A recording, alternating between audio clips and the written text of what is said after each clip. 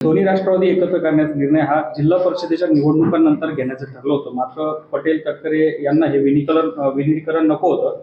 हा अमित शहा आणि फडणवीस यांचा अजेंडा होता. म्हणजे सामनाच्या अग्रलेखात वंगाळ राजकारण अशा मथळ्याखाली हा लेख प्रसिद्ध करण्यात आला. दोन्ही राष्ट्रवादी एकत्रित यावे अनेकांची, जसे दोन ठाकरे एकत्र आणि तो पवार सुद्धा एकत्र. परंतु अशा काही चर्चा झाल्या. मुख्यमंत्र्यांनी सुद्धा सांगितलं की माझ्याशी कधीही हे बोलले नाही, आम्हाला कल्पना सुद्धा नाही. बरं, हे सगळं करायचं म्हणजे BJP बरोबर राहून आम्हाला करायचं. त्यांना तर विचारलं पाहिजे. परत BJPचे जे काही ज्येष्ठ मंडळी आहेत, मध्ये कुणाला घ्यायचं कुणाला नाही, त्या संदर्भामध्ये सुद्धा विचारणा करावी लागेल. माझं असं म्हणणं आहे की आता काय बोलणं नक्की झालं हे जे आहे, बोलणं झालं असेल, काय नक्की बोलणं झालं हे माझ्या सहित कुणाला काही कल्पना नाही.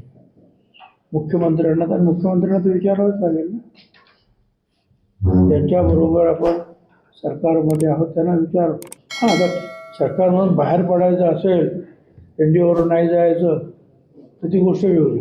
असा विचार अजितदादांनी केला असेल असं कदापिही आम्हाला वाटत नाही. बरोबर. त्यामुळे ठीक आहे ना. आता आम्ही उपमुख्यमंत्र्यांची निवड केली, त्यांचं नेतृत्व आहे. त्यांच्या नेतृत्वाखाली आता मंडळी चर्चा करतील ना, जर करायची असेल तर. मला असं वाटतं एवढं काही त्रस्त होण्याचं काही कारण नाही. आजच व्हायला पाहिजे, उद्याच व्हायला पाहिजे असं नाही. राजकारणातल्या गोष्टी कधी होतात किंवा नाही होतात. राष्ट्रवादीचे प्रदेशाध्यक्ष शशिकांत शिंदे यांनी असं सांगितलं, मी अजितदादांची शपथ घेऊन सांगतो, ही चर्चा झाली. बरं, झालं असेल, अजितदादांची शपथ घेऊन झालं. परंतु आता जे आहे, जी परिस्थिती बदललेली आहे, नेते बदललेले आहेत, त्यांना त्याची काही माहिती होती का? घरात सुनेत्रताईंना विचारतील, बघतील काय करायचं ते. आणि त्यांच्या नेतृत्वाखाली मगाशी सांगितल्याप्रमाणे जे बाकीचे नेते सुद्धा चर्चा करतील. शेवटी हा निर्णय जो आहे हा सामुदायिकरित्याने घ्यावा लागेल आम्हाला. त्याचबरोबर त्या निर्णयाच्या पाठीमागं BJP या पक्षानं सुद्धा उभं राहणं हे सुद्धा आवश्यक आहे ना.